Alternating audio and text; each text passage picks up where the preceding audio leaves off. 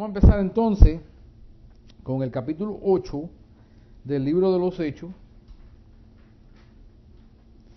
Y ahí vemos a Saulo presentado por primera vez en el libro de los Hechos. Y progresivamente vamos a ver a Pablo tomando la escena y a Pedro saliéndose de la escena. Y ya después de Pedro no se ve más en el libro de los Hechos. Pero ahora Saulo no está convertido, Saulo está amenazando a la iglesia. Dice, y Saulo consentía en su muerte, hablando de la muerte de Esteban. Habían apedreado a Esteban, y eso es lo que estudiamos la última vez, y él estaba consentiendo en la muerte de Esteban. En aquel día hubo una gran persecución contra la iglesia que estaba en Jerusalén, y todos fueron esparcidos por las tierras de Judea y de Samaria, salvo los apóstoles, excepto los apóstoles. Y hombres piadosos llevaron a enterrar a Esteban y hicieron gran llanto sobre él. Y Saulo asolaba la iglesia y entrando casa por casa, arrastraba a hombres y a mujeres y los entregaba en la cárcel. Pero los que fueron esparcidos iban por todas partes anunciando el evangelio. Vamos a parar ahí.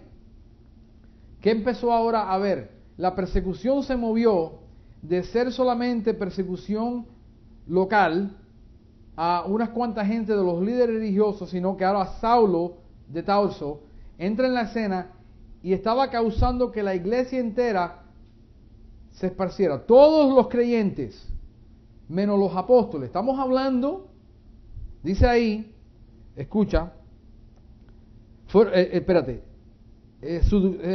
persecución contra la iglesia que estaba en Jerusalén, y todos fueron esparcidos por las tierras de Judea y Samaria. Sabemos que habían por lo menos 8,000 personas en la iglesia de Jerusalén, menos los apóstoles que se quedaron en Jerusalén. Estos 8,000, 9,000, 10,000 personas que ahora se habían acumulado en la iglesia, la persecución hizo que, se fueran para afuera. Si esto pasa hoy con un pastor, se muere. Se me destruyó la iglesia, se me vino abajo la iglesia, mi ministerio se destruyó porque la persecución vino, y esta persecución viene otra vez. Por eso que nosotros vemos la adoración hoy en día con los templos. La adoración con las iglesias inmensas, las megas iglesias. Iglesias de 15,000, 20,000, 30,000, 40,000 personas. Eso va a también llegar a ser nada, porque aquí la persecución en los Estados Unidos no nos ha tocado, pero nos va a tocar. Nosotros vivimos y tenemos una gran oportunidad de tener edificios grandes que no pagan impuestos al gobierno, pero va a llegar el momento que el gobierno va a decir, esto es una locura, y vamos a empezar a cobrarle impuestos a los templos. Entonces, los diezmos casi todos se van a ir para pagar taxes. Porque ya viene el día que viene la persecución contra la iglesia, aquí también en los Estados Unidos. Se esparcieron toda la iglesia. Mira lo que hace crecer el evangelio. Esto fue plan de Dios, de que la persecución, la iglesia, la Biblia habla de la iglesia que es la perla de gran precio. La perla es la única cosa preciosa que crece a través de fricción. No hay otra cosa que crezca a través de fricción que sea preciosa. Pero la perla dice que Cristo dice que nosotros somos la perla de gran precio. La persecución causa por parte de Dios que todos los hombres que fueron, versículo 4, pero los que fueron esparcidos iban por todas partes anunciando el evangelio. No solamente cogieron y huyeron de Jerusalén por causa de la persecución, sino que esta persecución causó que ellos llegaran ahora hasta Samaria. Acuérdate que Jesucristo le dijo, primero van a entrar en Jerusalén, después en Samaria y después hasta el fin del mundo va a llegar el evangelio. Y se cumple lo que Jesucristo dijo. Entonces Felipe, descendiendo a la ciudad de Samaria, Felipe era uno de los apóstoles, descendiendo a la ciudad de Samaria, les predicaba a Cristo. Nótate que lo que predicaba, a Cristo. La predicación del evangelio es la predicación de Cristo. Y la gente unánime escuchaba atentamente las cosas que decía Felipe, oyendo y viendo las señales que hacía. porque de muchos que tenían espíritus inmundos salían de estos dando grandes voces, y muchos paralíticos y cojos eran sanados. Así que había gran gozo en aquella ciudad. Vuelvo y digo, el único secreto de crecer el reino de Dios es el Evangelio. No hay un programa para el crecimiento de la iglesia. No existe en la Biblia un programa de crecimiento de iglesia. La iglesia no puede crecer artificialmente. La que hace crecer la iglesia de Jesucristo es el mensaje de Jesucristo. Si el mensaje es tu mensaje, entonces lo que vas a crecer es tu iglesia, tu ministerio y lo tuyo. Entonces lo que vemos es que ahora Felipe entra y hace esta predicación y hace señales para confirmar el evangelio y entra un gran gozo. Ahora mira, versículo 9. Pero había un hombre llamado Simón. Nótate el vocabulario que se usa para hablar de Simón. Este hombre, dice aquí, vamos a leerlo completo y después te voy a dar la disertación del pasaje, la exposición. Pero había un hombre llamado Simón que antes ejercía la magia en aquella ciudad y había engañado a la gente de Samaria, haciéndose pasar por alguien grande. A estos oían atentamente todos, desde el más pequeño hasta el más grande, diciendo: este es el gran poder de Dios. Nótate que no solamente seducía a través de la magia que él tenía a la gente grande, pero también a los niños. Dice que hasta el más pequeño, que podía entender, los tenía así, de la magia que él hacía.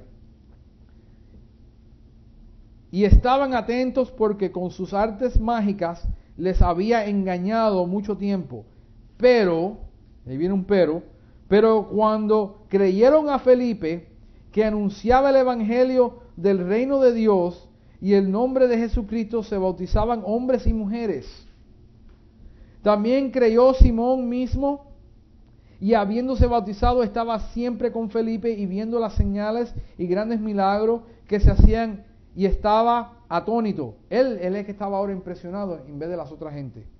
Cuando los apóstoles que estaban en Jerusalén oyeron que Samaria había recibido la palabra de Dios, enviaron allá a Pedro y a Juan, los cuales, habiendo venido, oraron por ellos para que recibiesen el Espíritu Santo, porque aún no había descendido sobre ninguno de ellos, sino que solamente habían sido bautizados en el nombre de Jesús.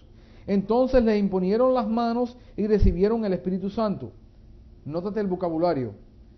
Cuando vio Simón que por la imposición de las manos los apóstoles daba el Espíritu Santo, les ofreció dinero, diciendo: dame también a mí este poder, para que cualquiera a quien yo impusiere las manos reciba el Espíritu Santo. Entonces Pedro le dijo: tu dinero perezca contigo, porque has pensado que el don de Dios se obtiene con dinero.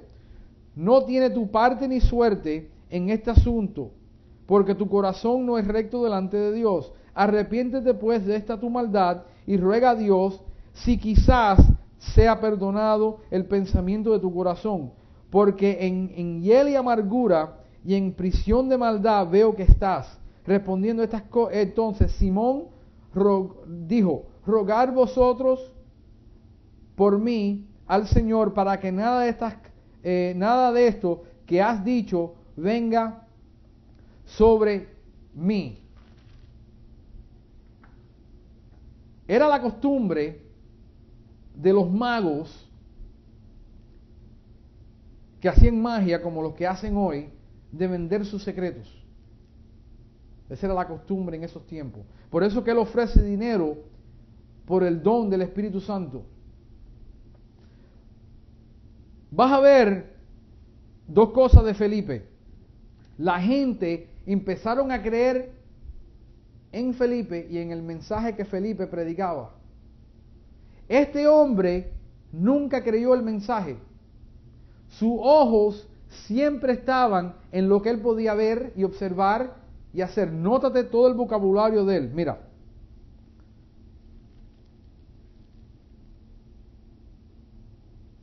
Dice en el versículo 2: pero cuando creyeron a Felipe, que anunciaba el evangelio del reino de Dios y el nombre de Jesús, se bautizaban los hombres y las mujeres. ¿Creyeron a Felipe? creyeron el evangelio del reino de Dios y se convirtieron.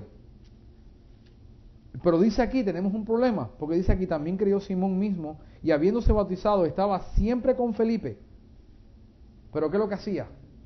¿Qué es lo que hacía? Dice, y viendo las señales y grandes milagros que él hacían, estaba atónito. La única vista que él la tenía, era lo que se hacía en los milagros, la sanidad. ¿Por qué? Porque esto ya le había hecho quedar a él como un mentiroso, como un falso. Y llegó lo legítimo. Y ahora la gente estaban siguiendo a Felipe. Vuelve a entrar la codicia en el corazón de este hombre. Mira.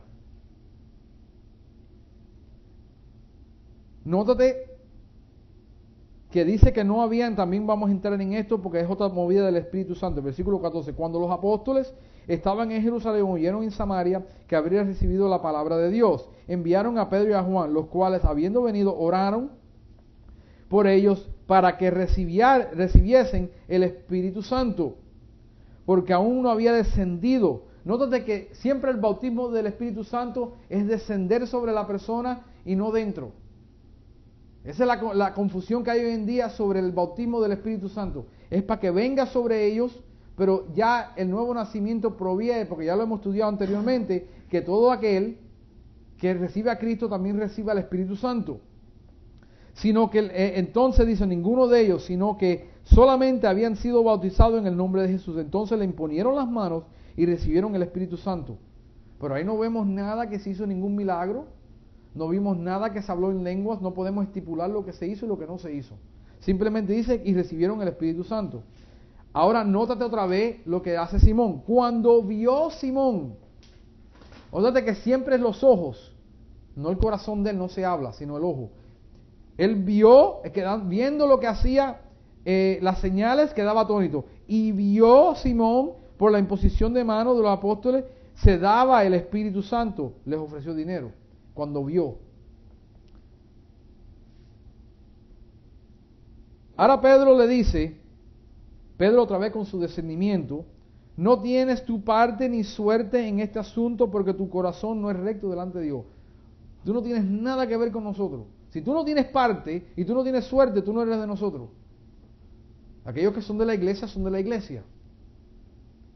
Pero él aclara otra vez esto diciendo saber que este hombre no estaba nacido de nuevo. Porque él aquí arriba había creído y se había bautizado. Pero tenemos un conflicto ahora. Porque dice en el 23, porque en hiel de amargura y en prisión de maldad veo que estás. Jesucristo dice que yo he venido a abrir los ojos, a sanar, a libertar a los que estaban presos. Pedro mira a este hombre y dice, tú todavía estás en amargura, en maldad, y veo que estás en hiel de amargura, en prisión de maldad. ¿Quién es el que atrapa en prisión de maldad? Satanás. Porque lo acabamos de estudiar en el libro de Génesis. Este hombre obviamente no había nacido de nuevo. Nótate que este hombre le dijo, Pedro le dijo, arrepiéntete pues de esta tu maldad y ruega a Dios si quizás te sea perdonado el pensamiento de tu corazón. Le dice, arrepiéntete, cambia de mente de lo que has hecho y pídele a Dios perdón de pecado. Ruégale tú a Dios que Dios te perdone. Dice la palabra de Dios que todo aquel que se humilla, que todo aquel que se arrepiente, dice que es perdonado. Todo. Entonces, mira lo que responde Simón. Simón no está preocupado por el perdón de su pecado, él está perdonado por la repercusión de su pecado. Y dijo, rogad vosotros a mí, por mí, al Señor, para que nada de esto habéis dicho, nada de lo que habéis dicho venga sobre mí. Él le acaba de decir, arrepiéntete y pídele a Dios que para ver si esto es perdonado. Pero claro, Pedro sabía que no podía, porque él no tiene el Espíritu de Dios que dice que grita Abba Padre y diciendo, no, pídele tú al Señor. Le pasó lo mismo que pasó con Caín. Adán se arrepintió, Caín no. Caín dijo, lo único que se lamentó y dice, ay, este castigo es muy grande para mí. Pero nunca se arrepiente, nunca pide perdón. Nunca tú ves a Caín pidiendo perdón. Este hombre tampoco. Lo que él se preocupó era, yo quiero ese poder porque a mí me han quitado ahora todo mi trono. Y llegaron esta gente a la ciudad y me han quitado todo lo que era mío. Y ahora, si yo me uno a ellos, yo puedo conseguir lo mismo que ellos tienen. Y yo lo puedo comprar porque esa es la costumbre que yo tengo. Y como esa es la costumbre que yo tengo, eso es lo que voy a hacer. Y ahora, Pedro lo confronta y le dice, tú no estás con nosotros, tú no tienes nada que ver con nosotros, apártate de nosotros, porque tu corazón está amargado, está ciego. ¿Por qué estaba amargado? En hiel de amargura. Él hizo esto de querer comprar el asunto en hiel de amargura por la posición que se le había quitado. No había amor depositado en él. Dice, ¿cómo yo puedo coger ahora y ayudar a esta gente a que todo el mundo reciba el evangelio? No lo da lo que dice. En el 19, diciendo, dame también a mí este poder para cualquiera que yo impusiera las manos reciba el Espíritu Santo. No era que se salvara, era el que vio las señales, vio el movimiento y esto es lo que le gustó. Y vemos hoy miles de personas cayéndole atrás a hombres que lo único que hacen es señales de milagros y mueven mucho las manos y dicen muchas cosas, pero no vemos lo verdadero. Y esto es lo mismo que le pasó, no vemos una conversión legítima. Porque si vemos la parábola de la semilla, dice que algunos creyeron por un tiempo, pero después se perdieron. Y dice que solamente el de la cuarta tierra, el que es buena tierra, dice que produjo fruto. Jesucristo dijo, árbol que no produce fruto es cortado y tirado al fuego. Obviamente este hombre no produjo fruto, no estaba plantado. Aunque había escuchado, le gustó el mensaje, dijo, a través de este mensajito yo tiro el mismo mensaje, hice una calculación, vengo en las manos, impone, ¡pah! ¡Qué bonito queda todo! Y ya yo tengo para atrás mi posición otra vez en la ciudad cuando esta gente se vaya. Eso es lo que podemos ver. Ahora, 25. Y ellos, habiendo testificado y hablando la palabra de Dios, se volvieron a Jerusalén. En muchas poblaciones de los samaritanos anunciaron el evangelio. Esto ahora se pone bien interesante. Un ángel del Señor habló a Felipe, diciendo, levántate y ve hacia el sur, por el camino que desciende de Jerusalén a Gaza, el cual es desierto. Interesante, Dios le habla, un ángel del Señor habló a Felipe diciendo, levántate y ve, le dio una instrucción específica a dónde tenía que ir. La guianza del Espíritu Santo en el ministerio de ellos. Entonces él se levantó y fue, y sucedió que un etíope, eunuco, funcionario de Candace, reina de los etíopes, el cual estaba sobre todos sus tesoros, y había venido a Jerusalén para adorar, y volvía sentado en su carro, y leyendo al profeta Isaías, y el espíritu dijo a Felipe, acércate y júntate a ese carro. Acudiendo Felipe le oyó que leía al profeta Isaías, y le dijo, ¿pero entiendes lo que lees? El eunuco dice, ¿y cómo podré si alguno no me enseñare? Y rogó a Felipe que subiese y se sentare con él. El pasaje de la escritura que leía era este: como oveja a la muerte fue llevado, y como cordero mudo delante del que trasquila, así no abrió su boca. En su humillación no se le hizo justicia, mas su generación quien la contará, porque fue quitado de la tierra su vida. Respondiendo el eunuco, dijo a Felipe, te ruego que me digas, ¿de quién dice el profeta este? ¿De quién dice el profeta este? ¿De sí mismo o de algún otro? Entonces Felipe, abriendo su boca y comenzando desde de esta escritura, le anunció el evangelio de Jesús. Nota que no le habló de todas cómo lo crucificaron y cómo lo mataron, el evangelio de Jesús. Y yendo por el camino llegaron a cierta agua, y dijo el eunuco, aquí hay agua, ¿qué me impide que yo sea bautizado? Interesante este pasaje. Dios guía al apóstol a un hombre que está leyendo una escritura que no entiende, y usa esa oportunidad para anunciarle el evangelio a un eunuco. Un eunuco era una persona que muchos piensan que los eunucos eran capados, no tenían mujeres. Y este tipo era el que guardaba la tesorería de la reina de Etiopía. Etiopía se menciona en el libro de Génesis, se menciona y es importante porque el Evangelio en el sur de África ha estado ahí por mucho tiempo. Y él había venido a Jerusalén a adorar. Este hombre aparentemente era era un judío o convertido al judaísmo, porque él era etíope, probablemente era convertido al judaísmo y tenía la libertad por su posición de viajar hacia Jerusalén, hacer su trabajo y venir para atrás. Entonces Felipe le anuncia el Evangelio. Aparentemente, parte de la predicación del Evangelio es predicar el bautismo en agua. Eso es parte del Evangelio. Nosotros tenemos la costumbre de hacer esto. Tú te conviertes ahora, pasas adelante, haces la confesión de fe, oran por ti. Entonces tienes que ir a leerte este libro, leerte este otro libro, ir a la clase fulano, la clase de mengano, pasar por un proceso de 6 meses antes que alguien te quiera bautizar. Entonces tiene que ser en un lugar especial, en una piscina o en un bautisterio o en un lugar. La Biblia no enseña en ningún lugar que el cristiano tiene que tomar alguna doctrina o algo especial para ser bautizado. Inmediatamente, tú vas a ver en el libro de los Hechos que inmediatamente que eran nacidos de nuevo, eran bautizados. La predicación del Evangelio sin la predicación o la enseñanza del bautismo no está completa. Porque como el que preguntó, mira, ahí hay un pedazo de agua, ¿qué me impide a mí ser bautizado ahí? Y le dijo nada, mira, el 37, Felipe dijo, si creéis de todo corazón, bien puedes.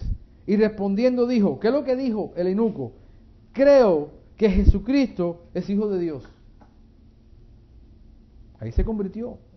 Confesó con su boca lo que estaba en su corazón, lo que había creído. Y mandó parar el carro y descendieron ambos al agua. Y Felipe y el eunuco y le bautizó. Cuando subieron del agua, el Espíritu del Señor arrebató a Felipe. Eso está interesante. Lo transportó de un lugar al otro. Hoy ya vemos la ciencia ficción que habla de transportar a una persona de un lugar al otro. Y ya Dios lo estaba haciendo hace 2000 años atrás, transportando a gente en el Espíritu. Él no fue el primero que fue transportado en el Espíritu. Elías fue transportado en el Espíritu. Enoc fue transportado en el Espíritu. Esto no es nada nuevo que Dios está haciendo. Arrebató a Felipe, el eunuco no lo vio más y siguió su camino, gozoso su camino. Pero Felipe se encontró en Azoto y pasando anunciaba el Evangelio en todas las ciudades hasta que llegó a Cesarea. Nótate que ya pasó de Jerusalén el Evangelio a Samaria, y ahora Samaria empieza a avanzar el Evangelio y salirse de Israel. Ya empieza a moverse este Evangelio. Ahora entra Saulo de Tarsos en la escena otra vez. Pero ahora esta es la conversión de Pablo, de Saulo. Ya se está expandiendo, ya pasado, y ya Dios tiene que hacer el próximo plan en el plan de Dios, lo va a ejecutar. Saulo, respirando aún amenazas y muerte contra los discípulos del Señor, vino al sumo sacerdote y le pidió cartas para las sinagogas de Damasco, a fin de que si hallase algunos hombres o mujeres de este camino, y así como le llamaban, de este camino al cristiano, los trajese presos a Jerusalén. Mas yendo por el camino, mujeres de este camino, mas yendo por el camino, aconteció que al llegar cerca de Damasco, repentinamente le rodeó un resplandor de luz del cielo. Y cayendo en tierra, oyó una voz que le decía: Saulo, Saulo, ¿por qué me persigues? Espérate un momentico. ¿Cuándo estaba Saulo persiguiendo a Jesucristo? Él perseguía a la iglesia. Obviamente, esto es carne de mi carne, hueso de mi hueso. La iglesia le pertenece a Jesucristo, es parte del cuerpo de Cristo. Cuando Saulo está persiguiendo a la iglesia, está persiguiendo a Jesucristo mismo. y le dijo, ¿quién eres, Señor? No lo reconoce, pero reconoce que esto es una autoridad grande, porque no le dice quién eres, mi Señor, porque eso sería redondo decir quién eres, mi Señor, sabiendo que es su Señor. No sabía quién era, pero sabía que había alguna autoridad. Y le dijo, yo soy Jesús a quien tú persigues. Dura cosa te es dar coces contra el aguijón. ¿Qué le está diciendo Dios aquí? ¿Qué es lo que es un aguijón? Un aguijón no es algo que tú tienes en la carne.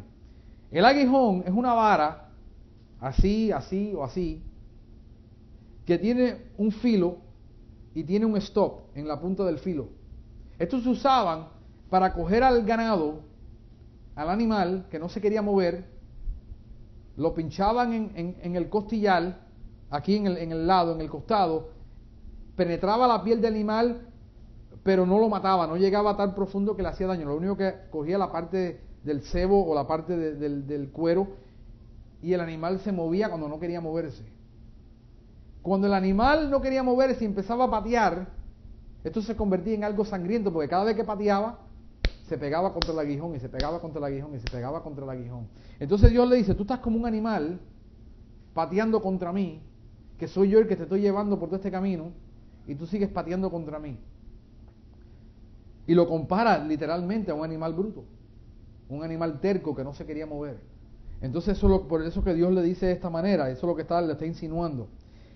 Él temblando y temoroso dice, Señor, ¿qué quieres que yo haga? Ahora sí lo reconoce. ¿Qué quieres que yo haga? Eso es otra pregunta que el todo humano se tiene que hacer cuando Dios le llama. Y le dijo, nótate que él no reconoce la voz, pero Ananías sí reconoce luego la voz de Dios. Él dijo, ¿quién eres, Señor?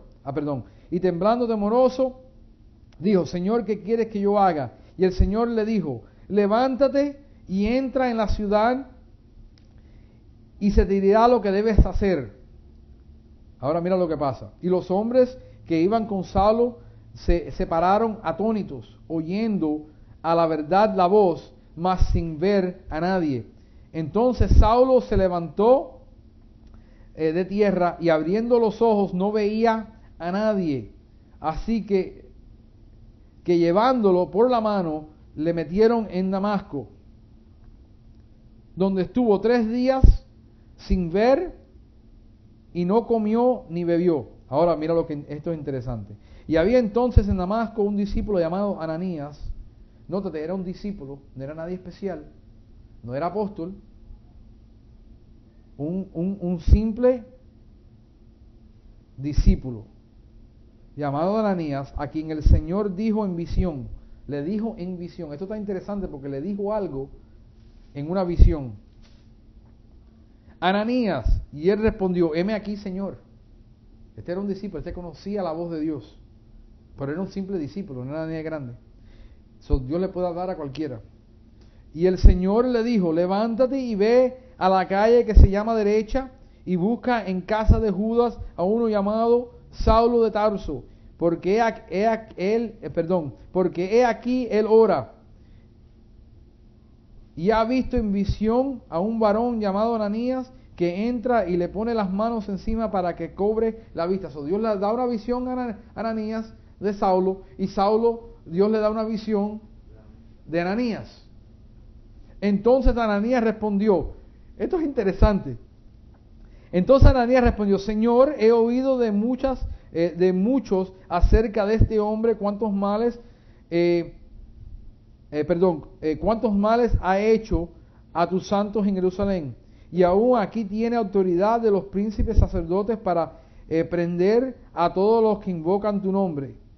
Como que Dios no sabe lo que Saulo de Tarso está haciendo, pero el hombre es humano y le tiene que decir a Dios, oye, tú me vas a mandar a este hombre que tiene autoridad para meterme a mí en la cárcel. Bueno, dice en el 15, dice, y el Señor le dijo, mira la paciencia de Dios con uno. Dios no dijo, oye, qué bruto tú eres, qué animal eres, no ves que yo te estoy mandando, que yo lo sé todo. No, el Señor simplemente dice,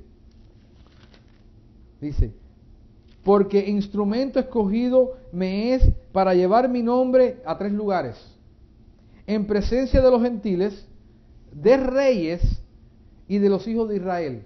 Todo el viaje a Roma Pablo se pasa delante de reyes, de gente de principados, de gente que tenían autoridad para presentarle el Evangelio. Ese fue el plan de Dios todo el tiempo. Y a los hijos de Israel. ¿Por qué Pablo entraba siempre a la sinagoga si fue mandado a los gentiles? Porque primero tiene que ir el Evangelio a todos los judíos primero. ¿Te acuerdas cuando la mujer dijo, no es lícito darle a los perros lo que es lo que le pertenece a los hijos? Primero, el derecho de rechazar el Evangelio o aceptarlo primero le pertenecía a los judíos. Dios le tenía que dar, a donde quiera que Pablo fuera, que había un judío, una sinagoga, entonces Pablo tenía que predicarle primero el Evangelio, y en parte tú lo vas a ver que Pablo dijo, ya me hastié con los judíos, no quiero predicarle más a los judíos, me voy a los gentiles. Y en la próxima predicación está predicándole a los judíos, aunque está hastiado ya de predicarle, ¿ok?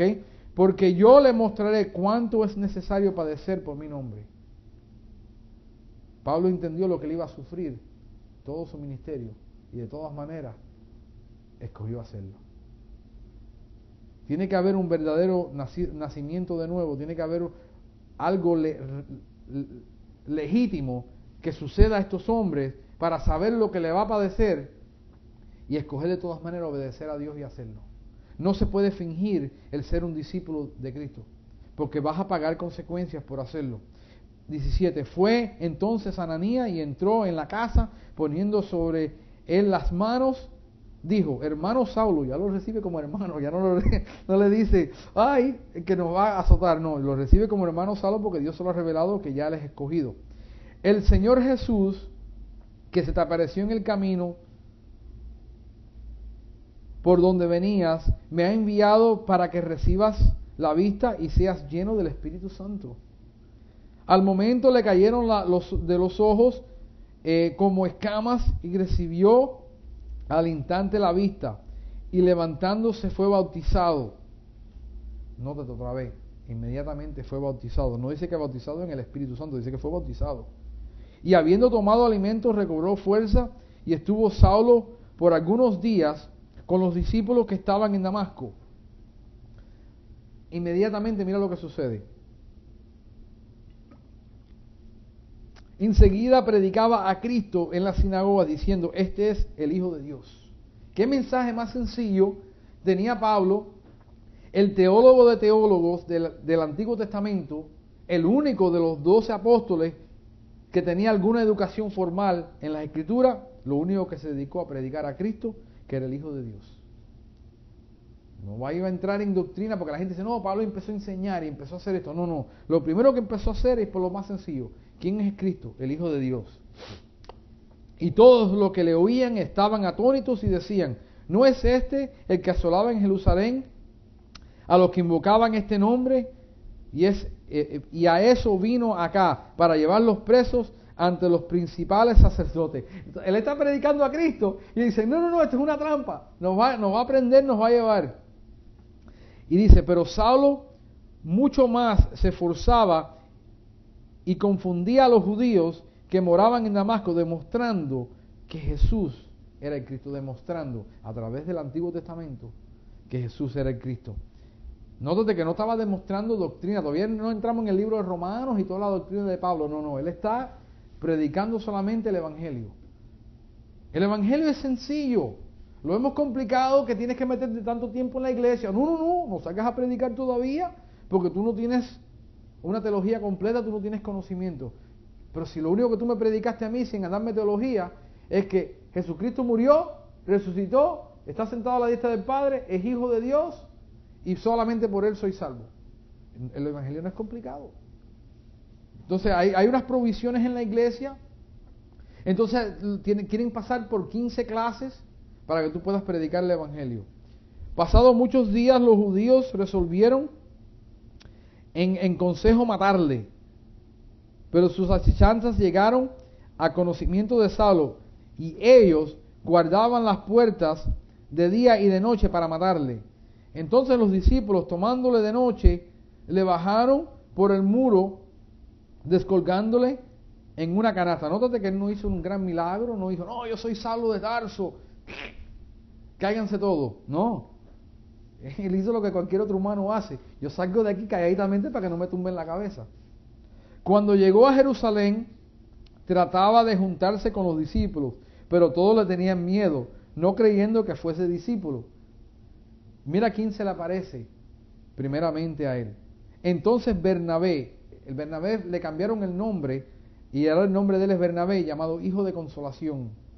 El Hijo de Consolación lo tomó y lo trajo a los apóstoles y les contó cómo Saulo había visto el camino al Señor. El que está hablando ahí, mira, dice, y les contó como Saulo, Bernabé le había contado a los apóstoles cómo él había visto en el camino al Señor y cuál había hallado, como en Damasco había hablado, el cual le había hablado, como en Damasco había hablado valerosamente en el nombre de Jesús. Él estaba dando testimonio que sí, Saulo está dando, nótate que el fruto que estaban buscando era que si estaba predicando a Cristo, no si estaba haciendo señales o milagros. Y estaba con ellos en Jerusalén, y entraba y salía, y hablando denodadamente en el nombre del Señor, y disputaba con los griegos, pero estos procuraban matarle. Ya empezó, argumentaba con los judíos, lo querían matar, ahora argumenta con los griegos y lo quieren matar. Pero el tipo tenía base de donde argumentar, estaba teniendo un diálogo con ellos, un argumento que no es el Cristo, no, que sí es el Cristo y aquí porque es el Cristo, y te enseñaba todo el Antiguo Testamento. Ahora, cuando supieron estos, los hermanos le llevaron hasta Cesarea y le enviaron a Tarso. Entonces las iglesias tenían paz por toda Judea, Galilea, Samaria, y eran edificadas andando en el temor del Señor,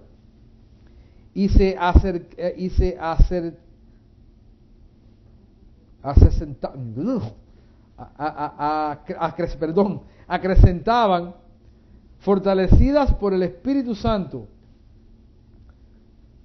Nótate, primero hay una persecución tremenda. Después de la persecución tremenda, viene una paz y una tranquilidad. Siempre se va a levantar, pero siempre después viene un tiempo de refrigerio. Y dice que se fortalecidas en el Espíritu Santo. 32. Aconteció que Pedro, visitando a todos, vino también a los santos que habitaban en Lida. How much time? Okay. Vamos a ver. Que habitaban en Lida, y halló allí en uno que se llamaba Eneas, que hacía 8 años que estaba en cama, pues era paralítico. Y le dijo Pedro: Eneas, Jesucristo te sana, levántate y haz tu cama. Y enseguida se levantó, y le vieron todos los que habitaban en Lidia y en Sarón, los cuales se convirtieron al Señor. Nótate, ¿a quién se convirtieron? Al Señor. Había entonces en Jope una discípula llamada Tabita, que traducido quiere decir Dorcas. Esta abundaba en buenas obras, en limosnas que hacía. Y aconteció que en aquellos días se enfermó y murió. Después de lavada, la pusieron en una sala. Y como Lida estaba cerca de Jope, los discípulos, oyendo que Pedro estaba allí, le enviaron 2 hombres a rogarle: no tardes en venir a nosotros. Levantándose entonces Pedro, fue con ellos. Y cuando llegó, le llevaron a la sala donde rodeaban todas las viudas, llorando y mostrando las túnicas y los vestidos que Dorcas hacía cuando estaba con ellas. Entonces sacando a todos, Pedro se puso de rodillas y oró. Y volviéndose al cuerpo dijo: Tabita, levántate. Y ella abrió los ojos. Nótate que la primera resurrección de los muertos se hace en privado, no se hace un espectáculo. Pedro oró primero. Yo creo que estaba orando a ver si era la voluntad de Dios que se sanara, que se levantara y que resucitara. Porque imagínate que se parara delante de todo el mundo y dijera: levántate, Tabita. No le preguntó a Dios, hizo algo que le dio la gana y la muerta no se levanta y el evangelio sufre. Estamos viendo un Pedro que metía la pata. Tenemos un Pedro ahora con cordura, lleno del Espíritu Santo, un diferente Pedro. y dándole la mano la levantó. Entonces, llamando a los santos y a las viudas, la presentó viva. Esto fue notario en todo Jope, y muchos creyeron en el Señor. Nótate el resultado de un milagro que siempre conduce a que la gente crea en el Señor. Y aconteció que se quedó muchos días en Jope, en casa de un cierto Simón curtidor. Vamos a dejarlo ahí, porque la próxima parte se pone bien interesante y no quiero apurarme en nada. Vamos a terminarlo ahí y vamos a entrar en el primer gentil después que se convierte en la Biblia, que vemos convertido por Pedro.